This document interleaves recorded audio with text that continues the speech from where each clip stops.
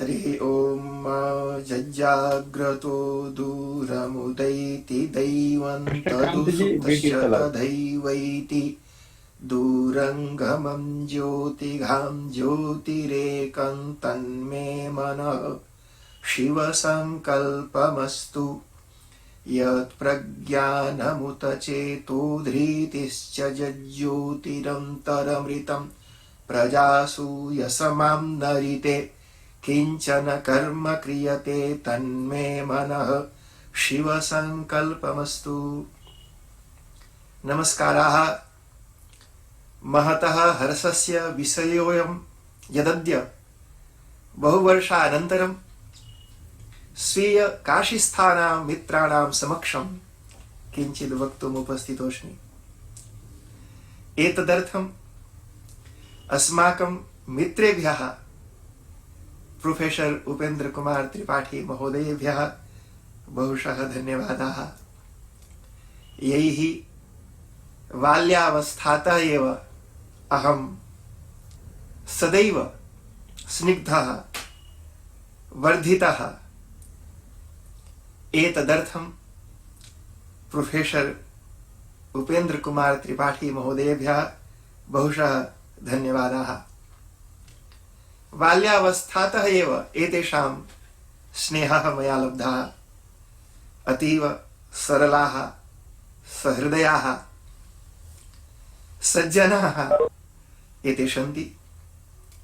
अस्तु, अद्य भवतां समक्षं वैदिक योग विज्ञान इति 5 दिवसीय गोष्ठ्यां वैदिक चेतना विज्ञानम् इति विषयमादाय किञ्चित् वक्तुम् इच्छामि। एवं तु बहुभ्यः वर्षेभ्यः विदेशे वसामि, विद्वद्भिः सह सम्पर्कः नास्ति। एवं यदि विद्यायाः अभ्यासः न क्रियते तर्हि तु विद्या नैव विद्या, सा स्वकीया न तिष्ठति, प्रक्रिया जायते। परन्तु तथापि प्रयत्नं करिष्यामि। त्रिपाठी महोदयैः यः उक्तः यद् हिन्द्यामेव किञ्चित् उच्यतामिति, अतः हिंदी भाषायामेव किञ्चित् कथयितुम् अत्र उपस्थितोऽस्मि। आप सभी का धन्यवाद और स्वागत करता हूं जो लोग भी इस कार्यक्रम को देखते हैं।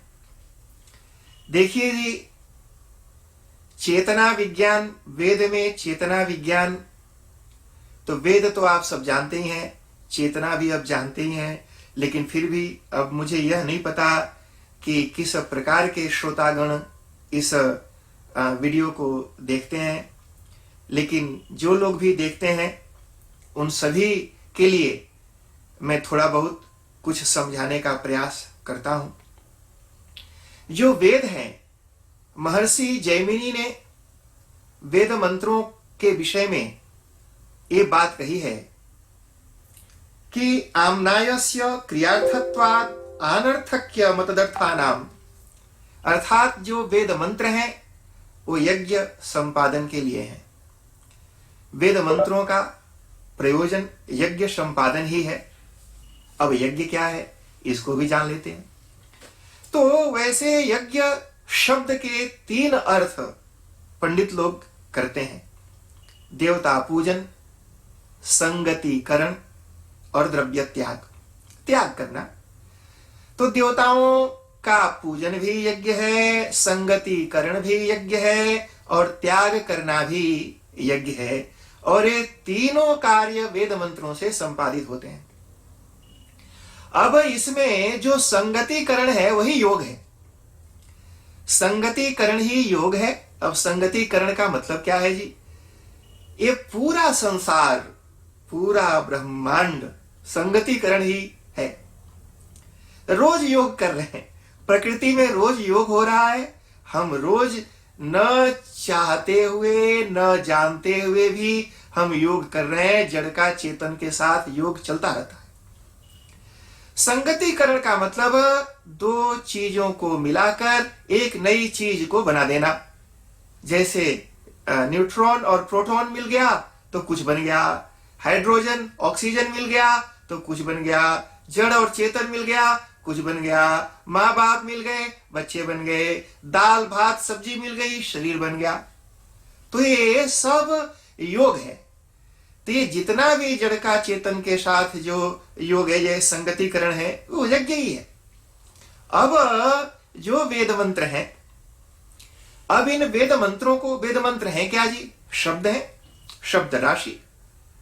तो शब्द राशि, अब शब्द को तो नैयायिक लोग नित्य मानते हैं, लेकिन मीमांसक लोग उसको नित्य मानते हैं, और वैयाकरण लोग तो जी भाई वो तो शब्द ब्रह्म, वो जो स्फोट है जी, तो शब्द ब्रह्म को नित्य ही मानते हैं, वो नित्य है। और वाक्य पदीयकार ने तो मंगलाचरण में यह लिखा कि अनादि निधनम ब्रह्म शब्द तत्वं जदक्षरम विवर्ततेऽर्थ भावेन प्रक्रिया यगतो जतः। अर्थात ये पूरे दृश्य ब्रह्मांड की उत्पत्ति उसी शब्द से होती है, यानी शब्द अर्थ का जनक है, शब्द अर्थोत्पादक है, शब्द से ही यह अर्थभूत संसार उत्पन्न होता है। यह पूरा ब्रह्मांड उसी शब्द से उत्पन्न हुआ है, और अंत में सारा अर्थ भूत ये जो ब्रह्मांड है उसी शब्द में समा जाता है। यानी शब्द राशि, यानी शब्द ही इस पूरे ब्रह्मांड का जनक है, मूल है। और आपने यह सुना भी है कि यज्ञो विश्वस्य भुवनस्य नाभि। तो और यज्ञ को बोला कि भाई यज्ञ ही इस पूरे ब्रह्मांड का, इस पूरे ब्रह्मांड की नाभ, सबको बांध करके जोड़ करके रखने वाला ये यज्ञ है। तो व्याकरण की दृष्टि में भी वैयाकरण लोग भी इसको मानते हैं। तो जो वेद मंत्र हैं वो वेद मंत्र साक्षात देवता है, यानी वो चेतन ही है जी। अब शब्द को जड़ नहीं मानिए, जो वेद है, जो श्रुति है, वो साक्षात चेतन, साक्षात चेतना है। अब कैसे जी? इसमें भी प्रमाण क्या है इसका? कि देखो जी, ये बताया यत् काम ऋषिर्यश्याम देवतायां मार्थ पत्यमिच्छन् स्तुतिं प्रयुंक्ते तद्दैवतः स मंत्रो भवति। इसका मतलब यह हुआ कि ऋषि जिस भावना से, जिस कामना से, जिस मूड इंटेंशन से मंत्र का प्रयोग करते हैं, वह मंत्र उस प्रकार के देवता का रूप धारण कर लेते हैं। अब जो मंत्र है, यानी मंत्र साक्षात देवता है। अगर हमने मंत्र में इंद्र की भावना की, इंद्र की कामना की, इंद्रम जुहोमि इंद्राय स्वाहा, तो मंत्र साक्षात इंद्र है।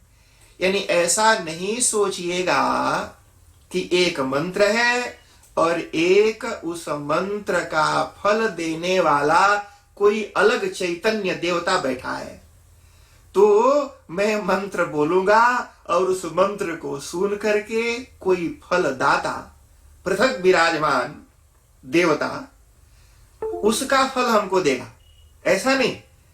इंद्रम जुहोमि इंद्राय स्वाहा जो मंत्र है, वो मंत्र इटसेल्फ इज अ देवता, वो स्वयं अपने आप में ही देवता है, और उस फल को देने के लिए किसी और देवता की आवश्यकता नहीं, वो मंत्र ही फल को दे देता है। तो मंत्र जैसा मंत्र अपने आप में मंत्र ही, वैसे भी देखिए जी, ये जो शरीर है भोजन की मूर्ति, भोजन से बनी हुई, वैसे पत्थर की मूर्ति होती है, मिट्टी की मूर्ति होती है, लकड़ी की मूर्ति होती है। तो जो वेद मंत्र हैं, ये सब शब्दों के द्वारा बनाई हुई देवताओं की जीती जागती मूर्तियां हैं। शब्दों से बनाई, शब्दों की भी मूर्ति बनती है, शब्दों से भी मूर्ति, तो शब्द की मूर्ति है ये। तो शब्दों की बनाई हुई जीती जागती देवताओं की साक्षात मूर्तियां हैं, जो फल देने के लिए कहीं और किसी देवता के पास नहीं जाती, स्वयं ही फल भी दे देती हैं। अच्छा चलो, तो यज्ञ तो संगतिकरण, और संगतिकरण ही योग है। योग का मतलब हुआ जुड़ना, मिलाना। जैसे उंगलियों में ये जोड़ है, केहनी में जोड़ है, घुटने में जोड़ है, तो जोड़, तो जब दो चीज जुड़ा तो एक नई चीज बनती है। तो इसी तरह से ये सारा ब्रह्मांड जड़ चेतन के योग है। जड़ चेतन का संगतिकरण, जड़ चेतन का योग।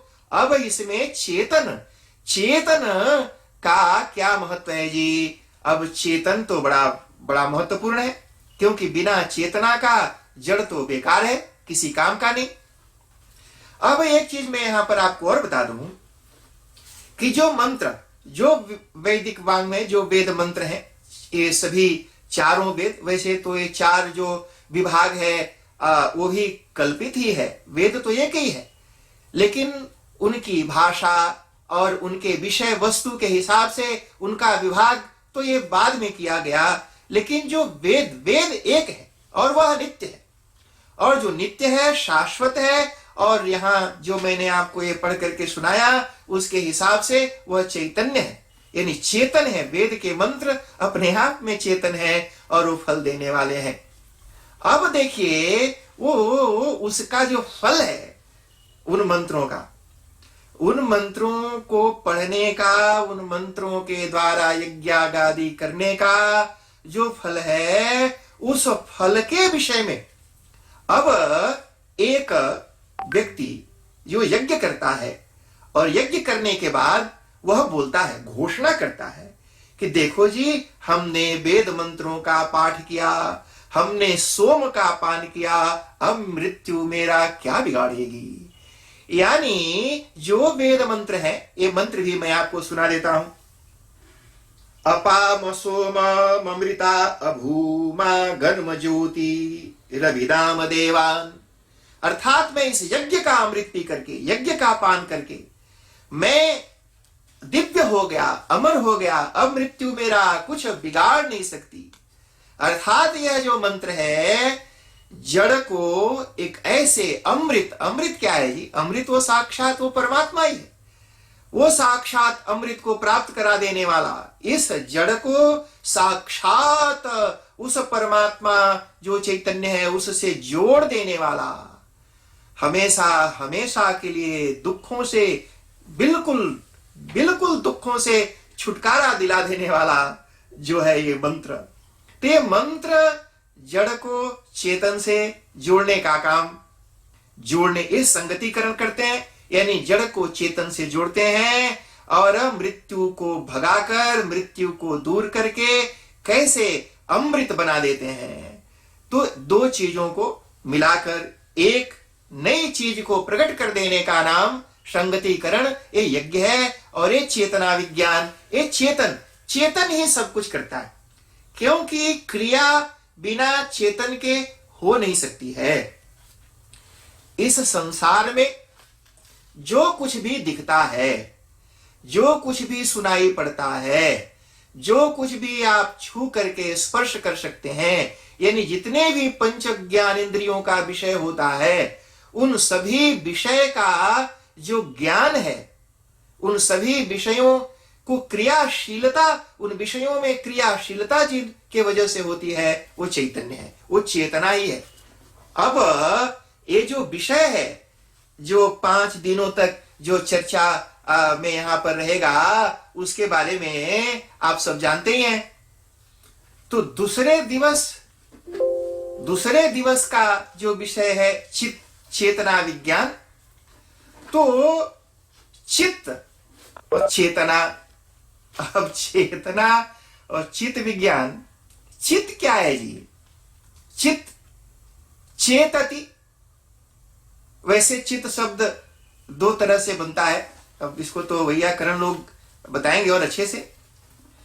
तो चिनोति इति चित्त, यह भी है, चिनोति विषय संबंधी निज्ञानानि इति चित्त, ये नपुंसकलिंग, चित्त नपुंसकलिंग, इदम चित्त।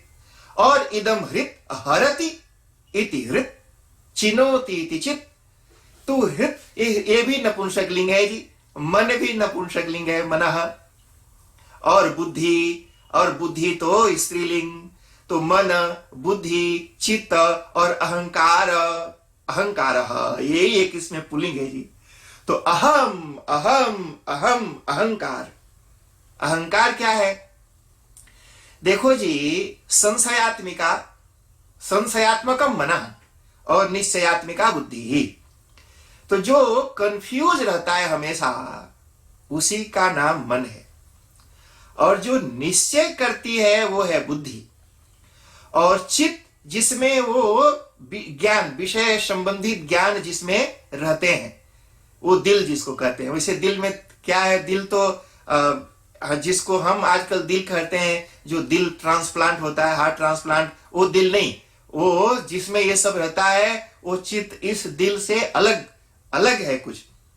अब अहंकार, अहंकार क्या है? यही चैतन्य है, यही चेतन, यही चेतना।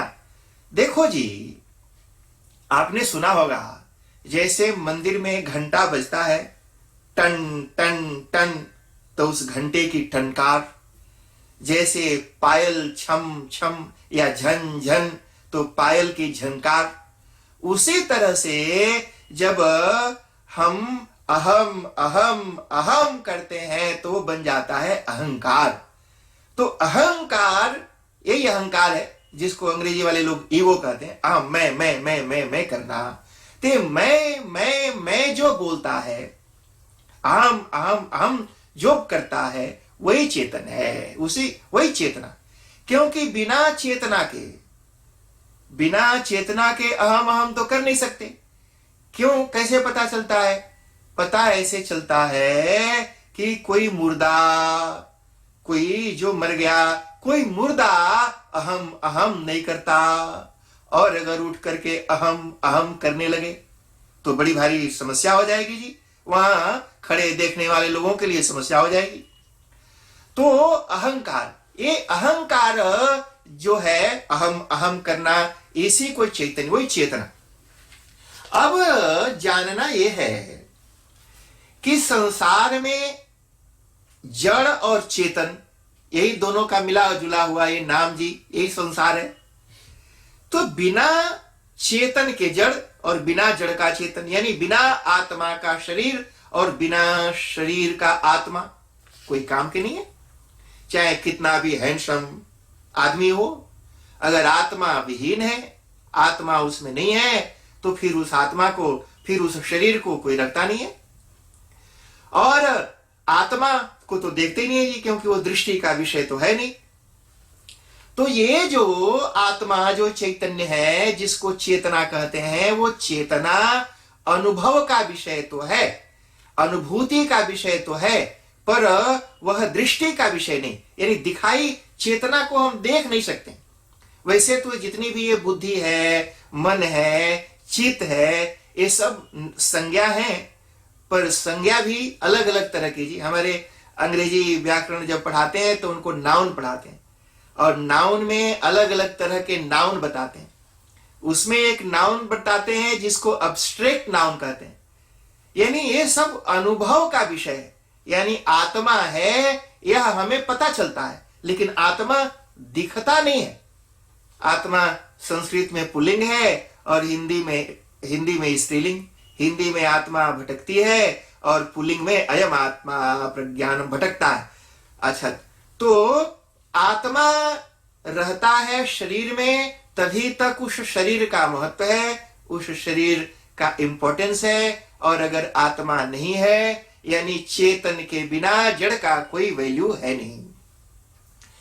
तो ये आत्मा ही वह चेतना है, और वो आत्मा अपने आप में कोई अलग सत्ता तो है नहीं जी, क्योंकि पूरी संसार की सारी चेतनाएं, जहां जहां भी चेतना है, वो सब चेतना एक ही चैतन्य से आता है। एक ही चैतन्य से वो सारी चेतनाएं आती हैं। अलग अलग चेतनाएं नहीं है, दिखाई पड़ती हैं अलग अलग, पर वास्तव में वो अलग अलग नहीं है। तो ये जो चैतन्य है, उसी से सारा संसार, आपने ये मंत्र सुना भी होगा, न तत्र सूर्यो भाति नेमे चन्द्रतारकाः न तत्र विद्युतो भान्ति कुतोऽयमग्निः तमेव भान्तमनुभाति सर्वं तस्य भासा सर्वमिदं विभाति सर्वमिदं दृश्य जगत। जो कुछ भी सामने दिखाई पड़ता है वो उसी के प्रकाश से प्रकाशित होता है। वह जो परमात्मा है उसे परमात्मा से जोड़ने का काम, इस जीव को उस परमात्मा से जोड़ने का काम ये वेद करते हैं। क्योंकि जब भी हम यज्ञ अनुष्ठान आदि करेंगे तो करने का जो फल है वो फल तो यही है भाई कि कैसे दुखों से छुटकारा मिले।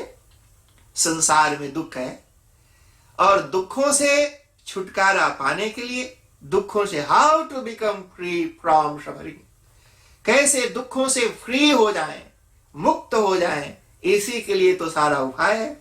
ये सारा योग, विज्ञान, ध्यान, यज्ञ, नौकरी, पढ़ाई लिखाई, जो कुछ भी हम संसार में करते हैं उन सभी का जो अल्टीमेट गोल है, लक्ष्य उद्देश्य है, वो यही है कैसे मैं सुखी हो जाऊं। तो जो सुख है, जिस सुख को हम पाना चाहते हैं, वह सुख का ही दूसरा नाम परमात्मा है।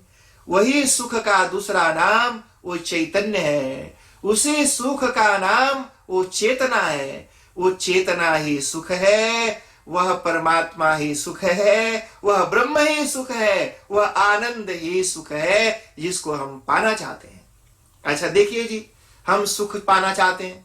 कैसा सुख चाहते हो? थोड़ी देर रहने वाला सुख नहीं, हम ऐसा सुख चाहते हैं जो हमेशा रहे।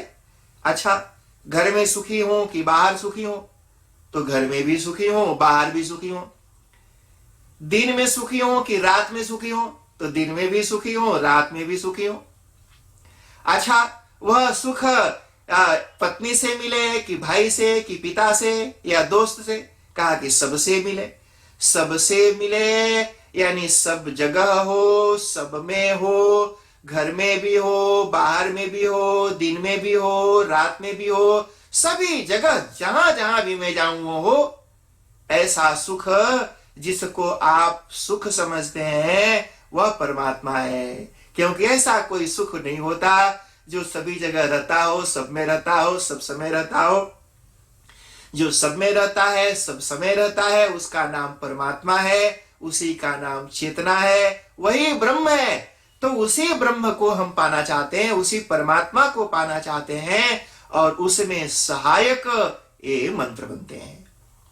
तो मंत्रों की सहायता लेकर इनकी मदद से हम उस परम सुख को प्राप्त कर सकते हैं। यानी संसारे जड़भूत दुख, यही जड़ है, दुख है, अंधकार है, अज्ञान है, इससे निकाल कर उस ज्योति, प्रकाश, ज्ञान, सुख से जो जोड़ देता है, यह जो विज्ञान बताने वाला ग्रंथ का नाम वेद है।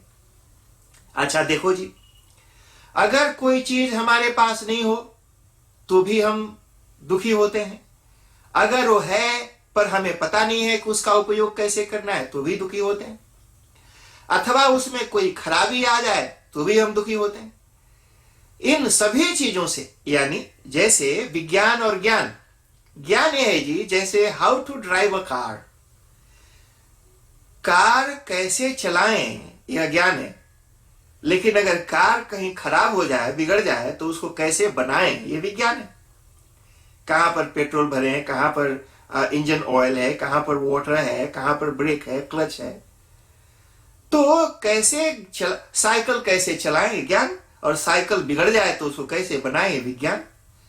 उसी तरह से शरीर है, तो शरीर तो है, ये ज्ञान है, पर ये शरीर कैसे फंक्शन करता है, कैसे शरीर के ऑर्गन्स ऑपरेट करते हैं, मन कैसे काम करता है, बुद्धि कैसे काम करती है, आत्मा कैसे काम करता है, चित्त कैसे काम करता है, अहंकार कैसे काम करता है, कैसे आंख देखती है, कैसे कान सुनता है, इन सब चीजों को जानना ही विज्ञान है। तो ये ज्ञान, इदम ज्ञानम सविज्ञानम, भगवान श्री कृष्ण ने अर्जुन को कहा कि मैं यह विज्ञान से युक्त ज्ञान तुम्हें प्रदान करता। तो ये जो ज्ञान है जी, जैसे आंख नहीं देखती है, कान नहीं सुनता, आंख तो फ्यूज बल्ब के तरह है, हजारों हजार आंख हो पर वो आंखें नहीं देख सकती हैं अगर उस आंखों में देखने वाली चेतना ना हो। तो देखने का काम जो करती है वो आंख नहीं है, वो तो चेतना है।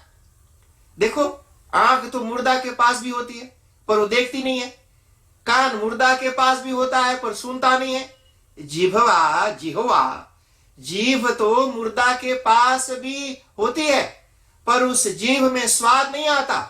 चाहे मुर्दा को कितना भी अच्छा पकौड़ा खिलाओ, उसको स्वाद नहीं आएगा।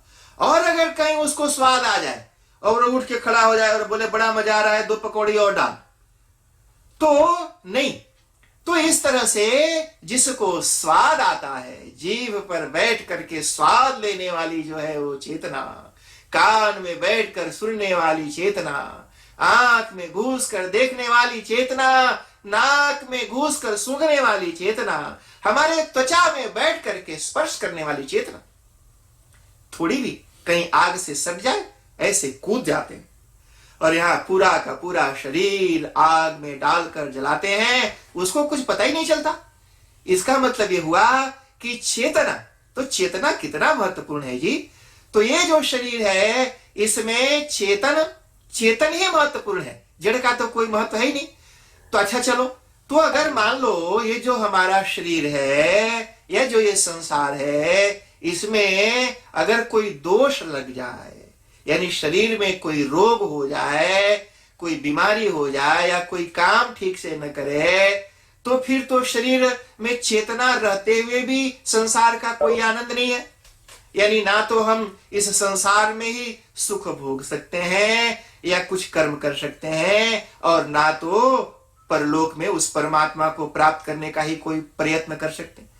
तो शरीरगत रोगों को दूर करने का काम भी वेद मंत्र करते हैं। यानी कैसे चेतन में अगर कोई, यानी शरीरगत चैतन्य, ये जो शरीरगत चेतना जो जीवात्मा है जिसको आप कहते हैं, अगर उस शरीरगत चैतन्य चेतना में, वो जीवात्मा में कोई बीमारी लग जाए, कोई दोष हो, तो उसको ठीक करने का काम कौन करेगा जी? अब मान लो सुई लगा लेंगे तो शरीर में कोई रोग है ये दूर हो गया, कहीं मलहम पट्टी लगा लिया तो कहीं टूटा फूटा था उसका रिपेयर करा लिया शरीर में, वो ठीक हो गया। लेकिन हमारे जो अंतःकरण के भी तो रोग हैं ना जी, जैसे अंतःकरण में रोग है, राग है, द्वेष है, अस्मिता है, अभिनिवेश है। तो ये जो अंतःकरण के रोग हैं, इन रोगों को ट्रीट करने का काम भी वेद मंत्र करते हैं। जो वेद है उनको ट्रीट करना। तो ये जो रोग है जी, जिसको भगवान श्री कृष्ण ने कहा ध्यायतो विषयान् पुंसः संगस्तेषु उपजायते संगात् संजायते कामः कामात् क्रोधोऽभिजायते क्रोधात् भवति सम्मोहः सम्मोहात् स्मृति विभ्रमः स्मृति भ्रंशात् बुद्धिनाशो बुद्धिनाशात् प्रणश्यति। यानी पूरा का पूरा नाश हो जाता है। उस नाशा करने का उपाय भी ये वेद के मंत्र बताते हैं। अच्छा, तो ये पूरा जो ब्रह्मांड है, इस पूरे जड़भूत ब्रह्मांड में चेतना का संचार करने वाला ये हमारा परमात्मा है। और हमारे जो वेद के मंत्र हैं उसमें उस चेतना के संचार करने वाले परमात्मा के ग्लोरी को गाते हैं, उनका वर्णन करते हैं। हम सभी ब्राह्मण बटुक लोग जब संध्या वंदन करते हैं तो मंत्र बोलते हैं, चित्रम देवानाम उदगादनीकम चक्षुरमित्रस्य वरुणस्याग्नेः आप्राद्या वा पृथिवी अंतरिक्षगुं सूर्य आत्मा जगतस्तु कस्य। जैसे हमारे शरीर में, इस जड़ शरीर में आत्मा है, चेतन जो इस जड़ शरीर को चलाता है, वैसे ही ये वेद मंत्र बताता है कि पूरे ब्रह्मांड जो जड़भूत जो ब्रह्मांड है, उस पूरे जड़भूत ब्रह्मांड की जो आत्मा, इस पूरे ब्रह्मांड का जो आत्मा है वो भगवान सूर्य है। सूर्य आत्मा जगतस्थुखश्च, इस पूरे ब्रह्मांड को चलाने वाला। जैसे हमारे शरीर में, इस जड़ शरीर में बैठ करके आत्मा हमारे आंखों को भी चला रहा है, कान को भी चला रहा है, नाक को चला रहा है, जीभ को चला रहा, शरीर के सारे रोम रोम को चला रहा है, जर्रे जर्रे को। आत्मा सर्वगः स्मृतः, अर्थात शरीर में पैर से लेकर सिर तक सभी जगह वह आत्मा बैठा हुआ और शरीर के जर्रे जर्रे को चला रहा है। ठीक उसी तरह से देवानाम उदगादनीकम चक्षुर्मित्रस्य वरुणस्याग्नेः आप्राद्या वा पृथिवी अंतरिक्षगुम सूर्य आत्मा जगतस्तुखश्च। कहा कि वो आत्मा, वो जो भगवान सूर्य है, इस पूरे ब्रह्मांड के आत्मभूत हैं, आत्मस्वरूप हैं। और वो सूर्य कौन है जी? ऐसा वेदों में भी वर्णन आता है, पुराणों में भी वर्णन आता है कि सूर्य कोई और नहीं अपितु साक्षात परमात्मा ही है। तो साक्षात परमात्मा सूर्य बन करके, यानी वो चेतना उस पूरे ब्रह्मांड को जो चेतित करती है, इस पूरे ब्रह्मांड को चलाती है, पूरे ब्रह्मांड में चेतना का संचार करने वाले वो भगवान सूर्य, और इस शरीर में चेतना का संचार करने वाला आत्मा, और वो आत्मा उस सूर्य से अलग नहीं। क्योंकि अलग अलग, देखो जी, जैसे आग जलाते हैं मणिकर्णिका घाट पर, हरिश्चंद्र घाट पर भी जलाते हैं, तो जब चिता जलाते हैं वो खोद खोद करके जी, थोड़ी सी लकड़ी में मोटा लाश जलाना हो तो खोद खोद के जलाए, तो जब उसको खोदते हैं तो उसमें से चिंगारी चटक चटक के बाहर निकलती है। तो जो आग से निकलने वाली चिंगारी आग है कि नहीं? आ गई है भाई, वो भी आग है। जैसे पानी समुद्र में ऐसे उठने वाले जो हलकोरे हैं, तूफान, वो हलकोरे समुद्र है कि नहीं? जो बूंद है वो पानी है कि नहीं? तो जैसे बूंद भी पानी है, समुद्र में उठने वाला लहर भी समुद्र ही है, आग से चटक चटक कर बाहर जाने वाली भी चिंगारी भी आग ही है। उसी तरह से पूरे ब्रह्मांड को चेतना से भरने वाले भगवान परमात्मा, भगवान भास्कर, और इस शरीर में चेतना बन करके प्रकाशित होने वाला आत्मा, ये दोनों एक ही हैं। ममैवांसो जीव भूतः, भगवान श्री कृष्ण भी इस बात को कहते हैं, ममैवांसः जीवलोके, कि मेरा ही अंश है, अर्थात उसी का अंश जीवात्मा बन करके शरीर में बैठा हो। तो संक्षेप में जी इसी बात को बस मैं बोल करके बंद कर देता हूं कि पूरा जो ब्रह्मांड है जिसमें जड़ और चेतन की कल्पना, पूरा हमारा वेद इसके बारे में बात करते हैं। और वेद का मतलब सिर्फ संहिता ही नहीं, तो मंत्र भी और ब्राह्मण भी, यहां तक कि उपनिषद आदि भी सब श्रुति हैं। तो इन सब में उस चेतन विज्ञान की महती चर्चा की गई है। पूरा ये हमारा जो वैदिक वांग्मय है, चाहे वो योग है, सांख्य है, मीमांसा है, चाहे पूर्व मीमांसा हो, उत्तर मीमांसा हो, व्याकरण हो, ये सब चेतन विज्ञान की चर्चा करते हैं, उसके ऊपर विचार करते हैं। थोड़ा बहुत मतभेद के साथ ये सभी इस चेतना के बारे में चर्चा करते हैं। वास्तव में वो चेतन ही महत्वपूर्ण है। वो हमारा हृदय, वो हमारा दिल, वो हमारा अंतःकरण, वो मैं आत्मा, ये महत्वपूर्ण है। इसलिए कैसे वह सुखी बने। रक्षत रक्षत कोशानाम विकोशम हृदयम रक्षत यस्मिन रक्षिते सर्वम सुरक्षितम भवति। वो जो चैतन्य है, उस चैतन्य की रक्षा करने से सब कुछ सुरक्षित हो जाता है। आपने ब्रह्मविद ब्रह्मैव भवति तो सुना है, यह भी सुनिए कि तस्मिन रक्षिते सर्वम सुरक्षितम भवति, अर्थात उस चैतन्य की रक्षा करने से बाकी सब धन, गाड़ी, साड़ी, नारी सब की रक्षा हो जाती है। क्योंकि वो चैतन्य है तभी ये सब है, अगर वो नहीं तो कुछ भी नहीं है जी। अच्छा, चलिए, हमको ये मौका दिया और समय निकाल करके। वैसे तो यहाँ न्यूजीलैंड और इंडिया में समय में काफी अंतर है।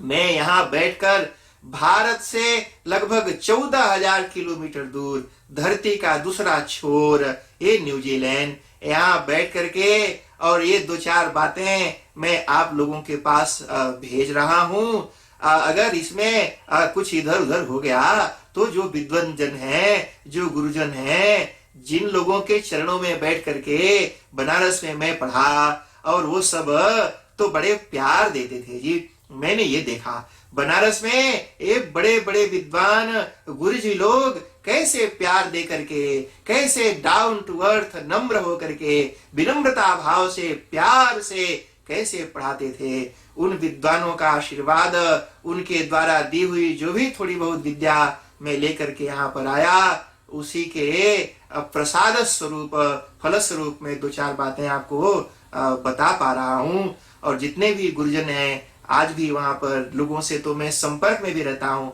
फोन पर बातचीत भी करता रहता हूँ। मैं सभी बनारस के अपने गुरुजनों को प्रणाम करता हूँ, अपने सभी मित्रों को याद करता हूँ।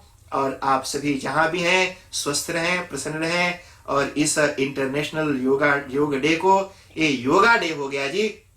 जब इंडिया में था तो उसका नाम था योग, और जब विदेश घूमने आया तो हो गया योगा। वैसे भी श्री, इंडिया में श्री, और विदेश घूमने आया तो हो गया सर। तो श्री घूमने आया सर हो गया, योग घूमने आया योगा हो गया। एक हमारे जी मित्र हैं, उनका नाम है हरि प्रसाद, वो यहाँ आ गए तो हैरी हो गए। मैंने एक दिन उनसे पूछा, भाई कहाँ से हो? तो बोला दिल्ली से। बोला नाम क्या? बोला हैरी, हैरी प्रसाद। हमने कहा हैरी का प्रसाद तो होता नहीं, ये तो हरि का प्रसाद है। लेकिन हरि भी हैरी हो जाते हैं यहाँ करके। तो उसी तरह से ये इंटरनेशनल योग दिवस जो सभी जगह मनाया जा रहा है, सभी के लिए शुभ हो, सभी के लिए खुशियां देने वाला हो, और कैसे हम स्वस्थ रहें इसके लिए रोज हमारे जीवन में योग होते रहना चाहिए जी। हमारे आदरणीय उपेंद्र कुमार त्रिपाठी जी को हृदय से धन्यवाद। बाकी जितने भी गुरुजन इस कार्यक्रम में शामिल हो रहे हैं, उन सभी को हृदय से प्रणाम करता हूँ। ओम शांति ही शांति ही शांति ही।